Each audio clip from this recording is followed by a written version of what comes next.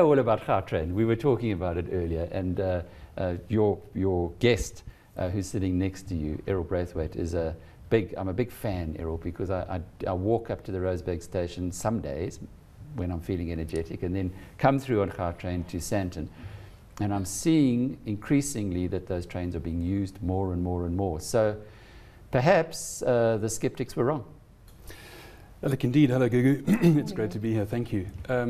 We're absolutely delighted with the take-up of ridership on the trains. Year on year, we're growing train ridership at about 60%, bus ridership at over 100% per annum. So, you know, we're now beginning to face, in fact, I suppose, the welcome problem of capacity constraints. Particularly during the morning peaks. What we find is, as you can imagine, those folk who know the Gauteng area, the traffic on the freeway in the mornings coming southwards from Pretoria towards Johannesburg is druk besig. The same with the trains. It's literally standing room only. And of course, vice versa in the afternoon. Now, to try and combat that, we're trying to shift some folk into the off-peak periods, and so we've introduced off-peak discounts, as you have in many other places in the world. We've inserted additional train capacity on the north-south as well as the east-west line. In fact, we've got train capacity running on the system now that we only anticipated to have in the year 2026. So it shows you that the take-up has been dramatically ahead of what the projections were, as you correctly say, back in 2005, 2006. You mentioned there that you've got incentives for people to travel on the trains on the off-peak periods. How successful has that been? Look, it hasn't been as successful as I would have hoped.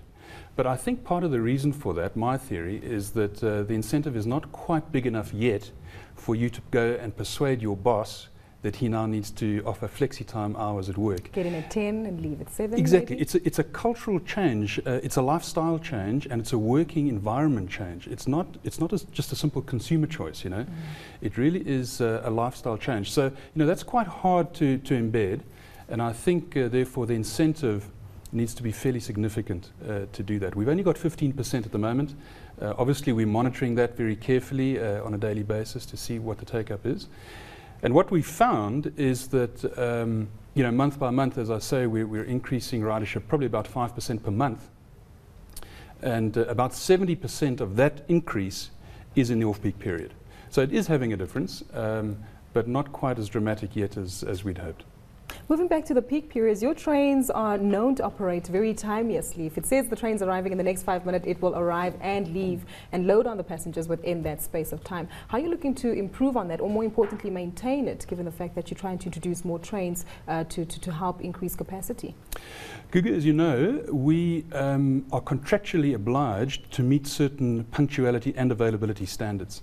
And we're very proud of the standards we have managed to meet. But having said that, I'm humble about it because it's a very technical and complicated system, and of course we live in the real world, and on that occasion things go wrong. At the moment we're running at train punctualities of about 98%, which means that 98% of our trains arrive and depart within 3 minutes of the scheduled time. And I can tell you that's world-class by any standards. It's higher, it's a better punctuality rate than the best systems in the UK at this stage. So we're very pleased about that. But having said that, you know, it takes an extreme amount of vigilance on the maintenance side, on the operational side, to maintain that sort of record.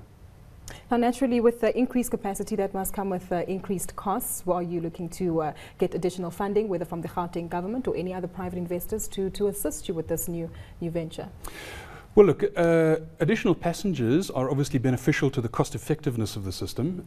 Providing additional rolling stock capacity, additional trains, upgrading signalling systems, putting in passing loops and additional stations, of course, all of that comes with fairly significant capex costs, as well as operation and maintenance costs. Now, all of those are subject, of course, to very stringent studies, very carefully calibrated financial models, because ultimately, of course, it's you and me taxpayer who's funding this project. And so, therefore, we are accountable to you and me taxpayer.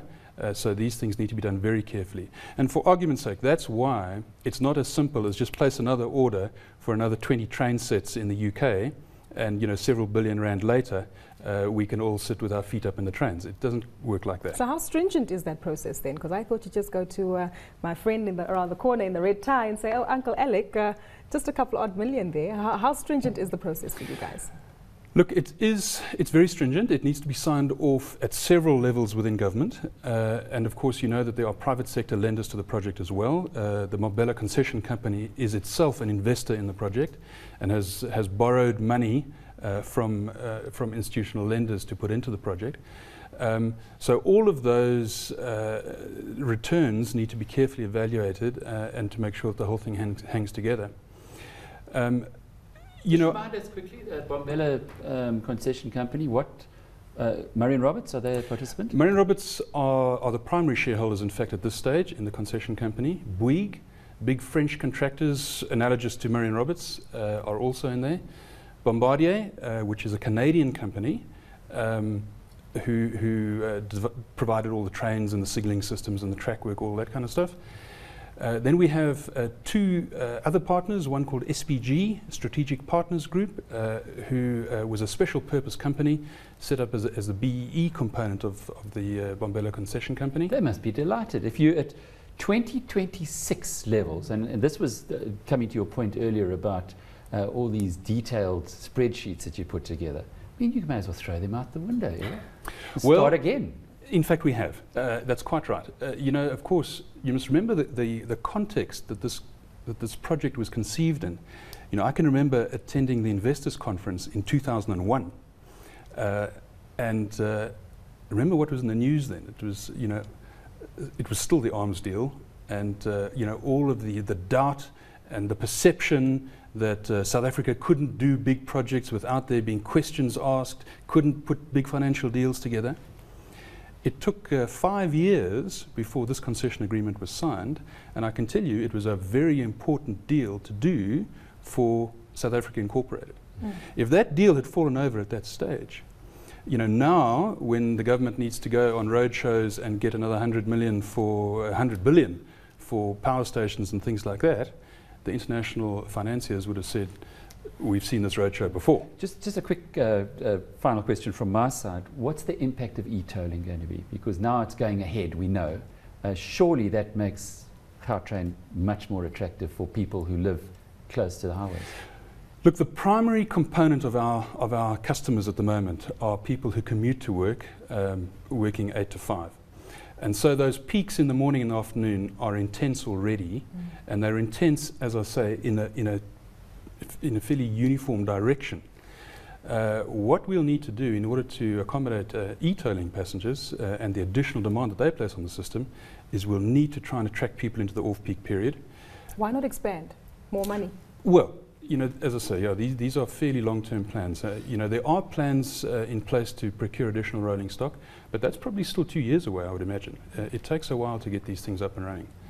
And as I say, we're way ahead of, we're in year 15 in terms of demand. We're in year 1 in terms of the actual contract. Gugu.